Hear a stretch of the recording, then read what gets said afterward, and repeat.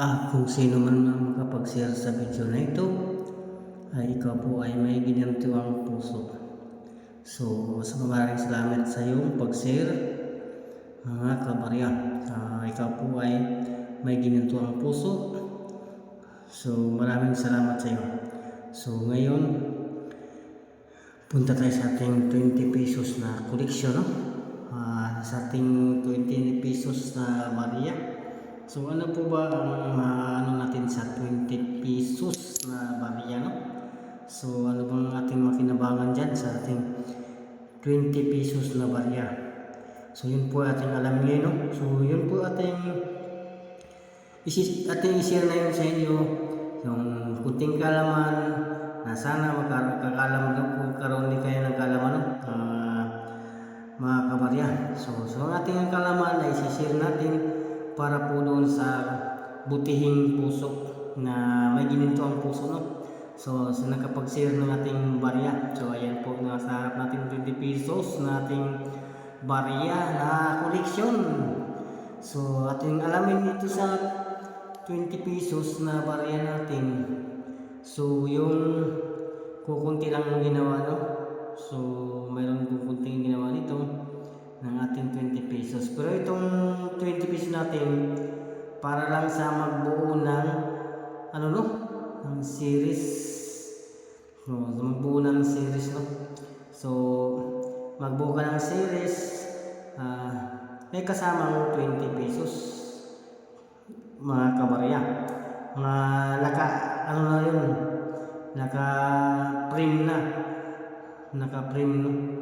So sa ating talakay ngayon, mga kabarya, sa 20 pesos, yun lang medyo patok sa mga kolektor, mga kabarya, no? So yung kukunti ang ginawa. Yun po ang ating talakay ngayon, mga kabarya. So yun po ating i-share yung ating kalaman para din magkaroon din kalaman ng iba, no? Mga kabarya, about sa mga barya na koleksyon, mga kabarya. So ano yun po ba yung barya? So mayroon man talagang tao, mga kabarya, na mahilig sa barya, yung mga kolektor, no? Na mahilig sa mga barya, na pinag-aaralan nila ang barya, kung anong nilalaman nito, mga history, mga kabarya, no? Ng ating mga barya. So mga history nila, no? So yun po ang pinag-aaralan sa mga ating mga kolektor, no? So ang ating talakay ngayon about lang sa mas konti lang ang ginagawa, no? Sa ating barya. So ayan po, ano, sa 20 pesos. So sa ating kalaman ito, may konting ginawa yung upper, no? So yung mint mark siya, kabarya. So yan. So ang kanyang mint mark, mga kabarya. So ito po tinatawag na mint mark, no? Parang tuldok, mga kabarya. Parang tuldok. So ito mga kabarya. So yan pong mint mark dyan. Kung nasa taas na yan, mga kabarya, yun po ay kunti lang ginawa, no? So yun na po ang bibilhin sa kolektor, no? So may isa pa, mga kabarya, yung ano, mga kabarya, no? Yung ano niya, tuldok, di ba, BSP niya, mga kabarya, dito yung medium, mga kabarya. Yung may large, may medium, may small dito, mga kabarya. So yung small, mga kabarya, mayroon din kunti, no? Sa ginawa, mga kabarya. So upper sa small, no?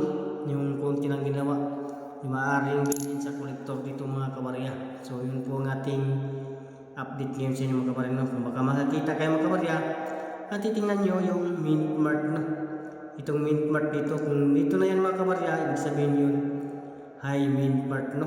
So yun po ay kukunti lang ginawa, mga kabarya. At saka yung sa BSP, mga kabarya, no? So tinatawag yung BSP, mga kabarya, itong mga kabarya, no? BSP yan, mga kabarya. So yun naman dyan.